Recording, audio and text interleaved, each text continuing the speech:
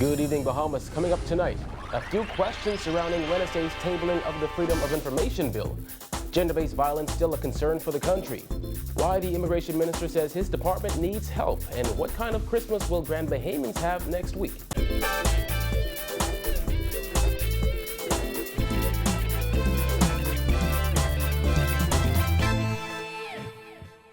Welcome to our news. I'm Kyle Joaquin. Thanks for joining us. Topping news tonight, Education Minister Jerome Fitzgerald says this new revised version of the Freedom of Information Bill is as strong as it could get in the Bahamas. When he presented the bill to Parliament, Fitzgerald called the previous act presented by the former Ingram administration rushed, and he criticized the lack of public consultation. That act was passed in 2012 but was never enacted. But this new bill, he said, couldn't be stronger. I think under our form of government, I think it's as strong as it can be. It gives the public the access to information that will be allowed under legislation without falling against the Data Protection Act. And so I think all in all, when you look at it and benchmark it against other pieces of legislation, not only in the region but in the world, you'll find it's a pretty strong piece of legislation. Following through on a commitment to table the Freedom of Information Bill by year end, Fitzgerald brought the long-awaited bill to Parliament on Wednesday. However, there will be no debate on the bill until the new year as parliamentarians return on January 9th. The new act, though, would not be retroactive. Fitzgerald explains why. I mean, legislation normally applies from the day it comes into force. It's very rare that you have retroactive legislation. You can't go back and legislate something that's passed, and so that's just the purpose of it. And so it's, of course, it's an historic date. It's something that's been long overdue. As I said, the committee, I think, did a tremendous job. I mentioned the disappointment that the committee had, and so did I, with the lack of public consultation, although we did, with the lack of public response, I should say, but the consultation itself was widespread, and we received numerous recommendations. We considered all of them. There have been widespread calls for the government to enact a Freedom of Information Act to allow the public access to government information and to ensure the government is accountable and transparent. It was also one of the central issues raised by the recent Black Friday protesters. But one could only notice the timing of the bill reaching the House of Assembly just months before the general election. Fitzgerald said there was no political motivation behind that. It said all along that we had planned to table it before the end of the year. I went through the process. It's almost a 3-year process to get it done. And as I said, if we didn't want public consultation, I could have passed it in a couple of months. And so then we would have been saying that we didn't give the public the time they needed to consider it.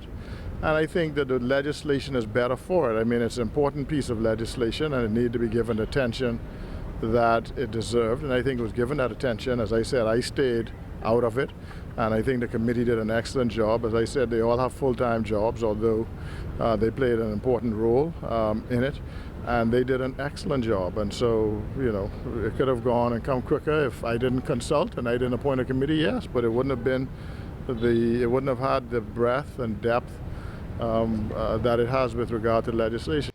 Well, the creation of the Gender and Family section within the Ministry of Social Services is off to a good start, according to Social Services Minister Melanie Griffin. She said the ministry has been focused on the issue of gender-based violence, and she is pleased with the progress made so far. Giorgio Bain reports. While speaking at the Orange Office competition on Friday, Minister of Social Services Melanie Griffin continued to hit at the long-standing issue of gender-based violence here in the Bahamas and added that she will make it her personal mission to have the problem fully eradicated. Griffin spoke to the 16-day initiative started by the United Nations under the theme Unite to End Violence Against Women. The week of activities was combined with Women's Week here in the Bahamas and, according to Griffin, made for a powerful combination. During the 16 days, countries and activists are encouraged to wear and display the color orange. This color was designated by the Unite 16 Days of Activism campaign to symbolize a brighter future for women without violence.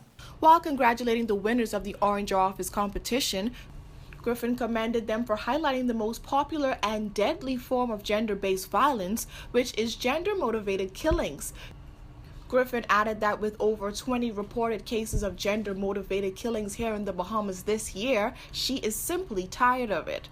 One of the forms demonstrated is the ultimate form of violence against women, known as gender-motivated killing, which happens far too often to women and girls around the world. And so we know that gender-based violence is a very ugly scourge that continues to pervade our world, and particularly here in the Bahamas, where we have our very own share of experiences. The effects of gender-based violence are deeper than they appear, according to Griffin, who said the negative repercussions can impact the community, family members, and even the church. And they can be very disastrous for families and every aspect of the family, not just the perpetrator, not just the victim, but even the children of the family, all those who are a part of the family. And so all of these efforts annually and daily, we must continue to focus on eradicating this ugly scourge from our shores. God gave us a beautiful paradise, and we allow far too many issues to impact, what God is, that paradise that God has given to us. Reporting for our news, I'm Giorgio Bain. Thanks, Giorgio. Well, as the holidays draw near, the number of migration attempts by Haitian nationals seem to be picking up. Last week, some occupants of one Haitian sloop met a fatal end as the ship capsized in waters off southern New Providence. Foreign Affairs and Immigration Minister Fred Mitchell says the Immigration Department needs help. Currently, he says it only has about 300 on staff. It is severely under-resourced. When I spoke last week in Grand Bahama, I'm in discussions with our Exchequer now about hiring with immediate effect 300 additional officers.